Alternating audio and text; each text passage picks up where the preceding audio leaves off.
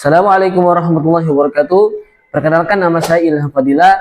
Saya dari mahasiswa Siti Hidayatun Najah, dan video ini akan menjadi tugas UAS pendidikan Islam, yaitu Ustadz atau dosen Muslim, Ustadz Muslim. Assalamualaikum teman-teman.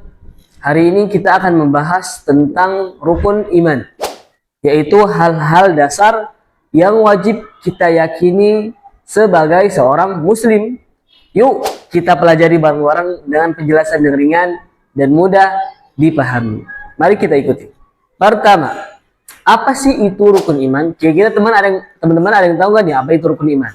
Jadi rukun iman itu seperti fondasi dalam sebuah bangunan.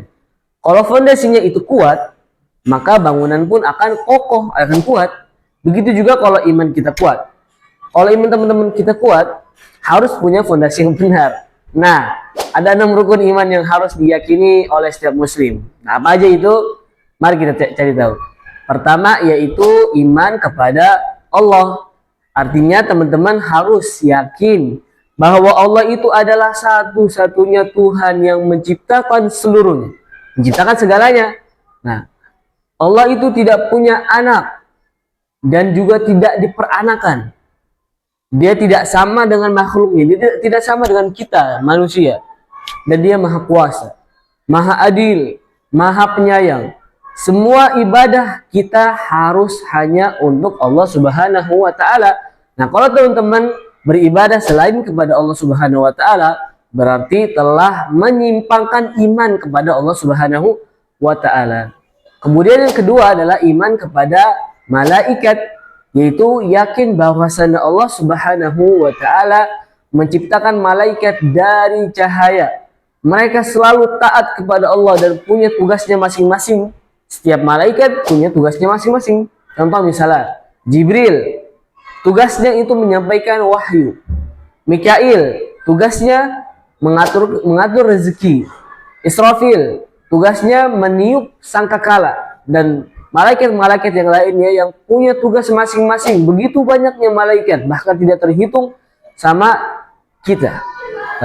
Kemudian iman kepada kitab-kitab Allah, yaitu percaya bahwa Allah menurunkan kitab-kitab kepada para nabi sebagai petunjuk hidup. Seperti Taurat kepada Nabi Musa, Zabur kepada Nabi Daud, Injil kepada Nabi Musa, dan Al-Quran kepada Nabi Muhammad SAW.